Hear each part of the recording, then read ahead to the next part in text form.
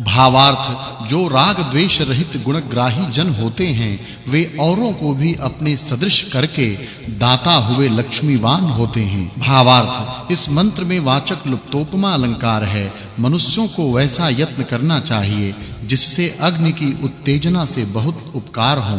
भावार्थ इस मंत्र में वाचक् लुप्तोपमा अलंकार है।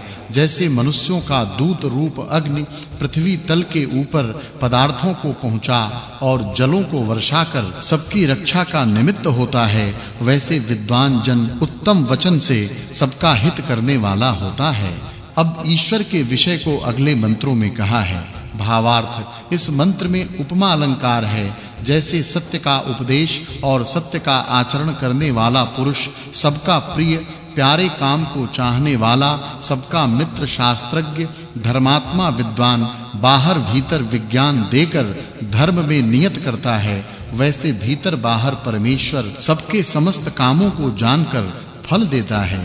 भावार्थ हे मनुष्यों, आप लोग इस जगत में व्याप्त प्रिय पदार्थ का देने वाला और सर्वज्ञ अंतर्यामी ईश्वर है, उसकी उपासना करें। इस सूक्त में वहनी और ईश्वर के गुणों का वर्णन होने से इस सूक्त के अर्थ की पिछले सूक्तार्थ के साथ संगति है, यह जानना चाहिए।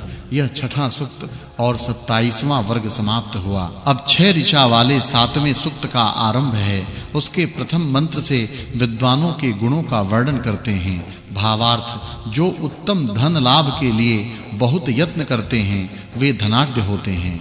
भावार्थ जो द्वेष छोड़ धार्मिक विद्वानों को तथा अविद्वानों के साथ प्रीति उत्पन्न कराते हैं वे किसी से तिरस्कार को नहीं प्राप्त होते हैं। भावार्थ इस मंत्र में वाचक् लुप्तोपमा अलंकार है। जैसे जल की धारा प्राप्त हुए स्थान को छोड़ दूसरे स्थान को जाती है, वैसे शत्रु भाव को छोड़ मित्र भाव को सब मनुष्य प्राप्त होवें। भावार्थ इस मंत्र में वाचक् लुप्तोपमा अलंकार है।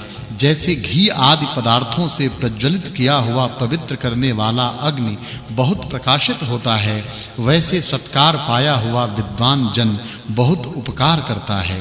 भावार्थ जो मनुष्य 8 स्थानों में उच्चारण की हुई वाणी से सत्य का उपदेश करता हुआ गवादि पशु की रक्षा से सबकी पालना का विधान करता है, वह सबको रखने के योग्य है। भावार्थ इस मंत्र में वाचक् लुप्तोपमा अलंकार है। अग्नि का भोजन स्थानीय काष्ठ और पीने के अर्थ सब औषधियों का रस विद्यमान है, यह जानकर काष्ठ और औषधि सार जल आदि के संयोग से कला घरों में अग्नि का प्रयोग करना चाहिए। इस सूक्त में विद्वान और अग्नि के गुणों का वर्णन होने से इस सूक्त के अर्थ की पिछले सूक्त के अर्थ के साथ संगति है, यह जानना चाहिए। यह दूसरे मंडल में 7वें सूक्त और 28वां वर्ग समाप्त हुआ। अब 6 ऋचा वाले 8वें सूक्त का आरंभ है। उसके प्रथम मंत्र में अग्नि विषय का वर्णन करते हैं। भावार्थ इस मंत्र में उपमा अलंकार है। हे शिल्पी विद्वान जन, आप जैसे घोड़ों और बैल आदि से चलने वाले रथों को चलाते हैं, वैसे ही अति शीघ्र गति से जल के कला घरों से प्रेरणा पाया अग्नि विमानादि यानों को शीघ्र चलाता है, यह सबके प्रति उपदेश करो। अब विद्वानों के विषय को अगले मंत्र में कहा है। भावार्थ इस मंत्र में वाचक् लुप्तोपमा अलंकार है। जैसे शिल्प कामों में प्रेरणा किया हुआ अग्नि उत्तम कामों को सिद्ध करता है, वैसे सुंदर शिक्षा पाए हुए बुद्धिमान जन बहुत सी उन्नति करते हैं। भावार्थ इस मंत्र में वाचक् लुप्तोपमा अलंकार है। जैसे अग्नि का शील और स्वरूप अनादि अविनाशी वर्तमान है, वैसे ईश्वर जीव और आकाश आदि पदार्थों का शील और स्वरूप नित्य वर्तमान है। भावार्थ अग्नि यह सूक्ष्म परमाणु रूप पदार्थों में सर्वदा अपने रूप के साथ रहता है। काष्ठ आदि पदार्थों में वृद्धि और न्यूनता आदि से कोई समय में बढ़ता और कभी कमती होता है। भावार्थ इस मंत्र में वाचक् लुप्तोपमा अलंकार है।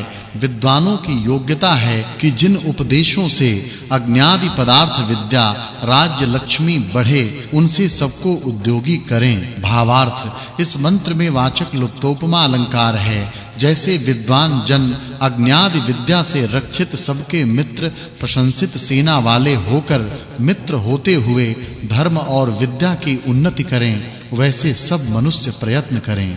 इस सूक्त में अग्नि और विद्वानों के गुणों का वर्णन होने से इस सूक्त के अर्थ की पिछले सूक्त के अर्थ के साथ संगति समझनी चाहिए।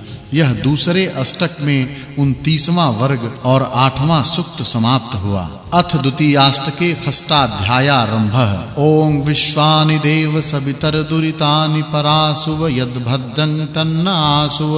अब द्वितीय अष्टक के छठे अध्याय का आरंभ है। उसके प्रथम सूक्त में अग्नि विषयक विद्वानों के कर्मों को कहते हैं। भावार्थ, जो मनुष्य कार्यों में प्रदीप्त नित्य गुण कर्म स्वभाव युक्त पवित्र करने वाले सकल पदार्थों के धारण करता अग्नि को यथावत प्रयुक्त करते हैं, वे अविनाशी सुख वाले होते हैं। भावार्थ, इस मंत्र में वाचक् लुप्तोपमा अलंकार है। जो मनुष्य अग्नि प्रयोग से प्रेरणा की हुई नौका समुद्र से पार जैसे पहुंचाती वैसे दुख रूपी समुद्र से पार करते हैं, संतानों की शिक्षा में और शरीरों की रक्षा करने में प्रवीण और प्रमाद को छोड़ धर्म के अनुष्ठान करने वाले हैं, वे यहाँ आभ्युदायिक सुख को प्राप्त होते हैं।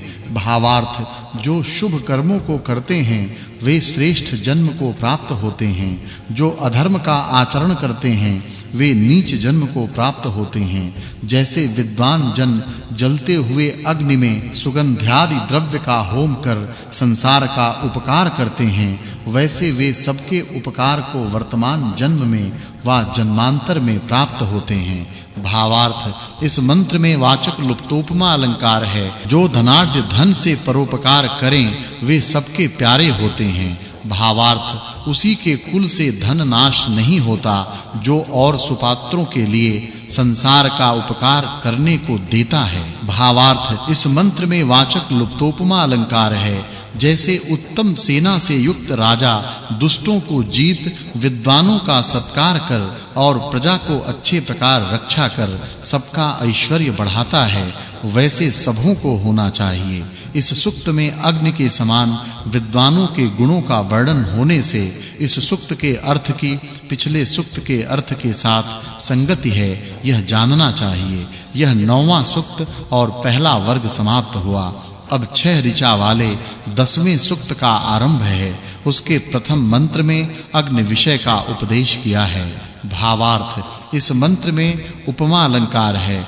जो अग्नि पृथ्वी में प्रसिद्ध शिल्पकारों के प्रयोग में अच्छे प्रकार लगाया हुआ धन का देने वाला स्वरूप से नित्य चेतन गुण रहित और अति वेगवान है, वह अच्छे प्रकार प्रयोग किया हुआ पिता के तुल्य शिल्पी जनों को पालता है। अब विद्वानों को अग्नि विद्या ग्रहण का उपदेश किया जाता है।